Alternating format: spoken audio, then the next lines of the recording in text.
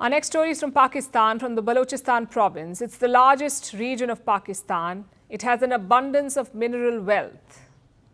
But the Baloch people are among the country's most impoverished.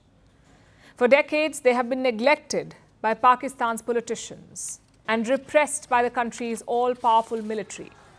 But the Baloch people have not given up. In fact, it's quite the opposite. At this very moment, as we speak, the Baloch people are protesting in Pakistan. A Baloch national gathering is underway in the port town of Gwadar. Thousands have already gathered there. Many more want to join them. But the Pakistani state is doing everything it can to shut down the protests. The gathering began last week. People from all across Balochistan were invited. They were supposed to get to Gwadar by Sunday. Why Gwadar? Because it's the site of a major port. The Chinese built the Gwadar port. It is a key part of China's Belt and Road Initiative. The protesters know that a demonstration here, a demonstration in Gwadar, will get the world's attention.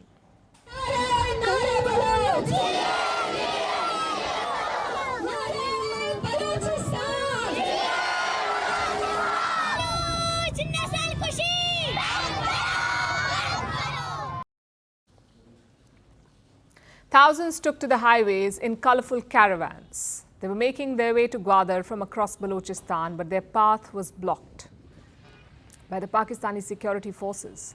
There were roadblocks and checkpoints. Progress was slow, the caravans were held up, but the Baloch people persevered.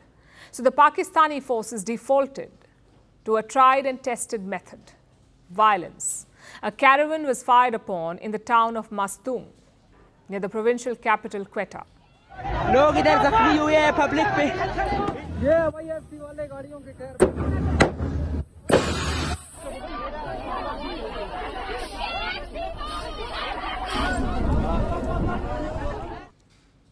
At least 14 people were injured here. 5 of them were in a critical state. Reports say other convoys were also attacked all over Balochistan. The visuals you see are from social media, from the groups organizing the Baloch protests.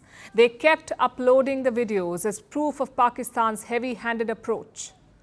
So Pakistan imposed a complete internet shutdown in Gwadar. Roads to the port city were blocked. It was a siege-like situation. And then it seems that the Pakistani forces ran riot. Here's what an organizer of the protest said last night. Maran Baloch, the organizer of Baloch Activity Committee. I'm addressing you all from Gwadar. Gwadar is under siege from the last 4 days. In Gwadar, military has taken over the streets and it has injured many people and abducted more than 500 people. And we still don't have the data that how many people are injured because the hospitals are sealed and the injured people have no access for their health facilities. Why is Pakistan cracking down on this gathering? Why is Islamabad terrorizing its own citizens? To understand that, you need to look at the situation in Balochistan. I'd mentioned earlier that the province was rich in minerals. It is also the largest province in Pakistan and the least populated. There are just about 15 million Baloch people in Pakistan, out of the total population of about 240 million. 240 million Pakistanis, only 50 million Baloch people. So the Baloch people have abundant resources and they aren't too many in number. This should have resulted in them being rich, just looking at the resources per capita. But that is not the case. The Balochistan province has been thoroughly exploited, but the benefits have not been passed on to the locals. The wealth has always flowed to Islamabad. Now with the Gwadar port, it will flow to Beijing. And the locals won't see a dime. That is one of the reasons why the Baloch people are angry. Another reason is enforced disappearances. Whenever the Baloch people protest, the Pakistani state abducts their leaders. The protest organizers just disappear. And this has happened across decades. Families have been torn apart. Fathers and brothers have been taken in the dead of night, never to return. So you'll notice that many of the present generation of Baloch protesters are women. They've been fighting for years, demanding to know what happened to their families. The Pakistani forces have tried to abduct these leaders too, but public pressure has helped keep these women safe so far. These protesters want an end to the abductions. They want a share of Balochistan's wealth, and they want the Baloch people to be afforded dignity. Until that happens, the protests are likely to continue.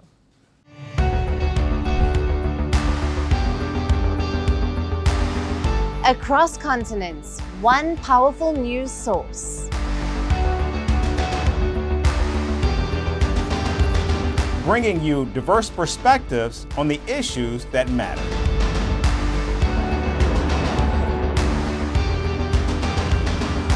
We go beyond the boundaries to give you that little extra about every sporting moment.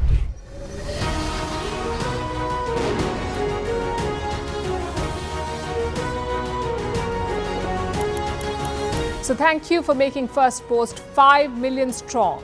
We're counting on your support, and you can trust us to bring you the news unfiltered and unvarnished.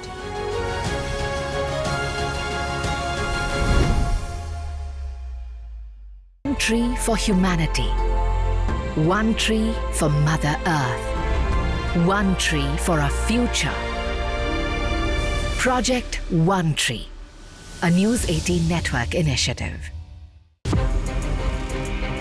From impeachments to inaugurations, if it's a political story, we are on the scene. The race for the White House is heating up. Kamala, you're fired. I say, bring it on. If it's breaking news, we're live with the latest coverage. From the White House, the State Department, and Capitol Hill. We know the issues, but above all, we know the players to bring you the latest in-depth analysis on all the key stories that we're covering. I'm Eric Ham. Join me from Washington here on Firstpost America.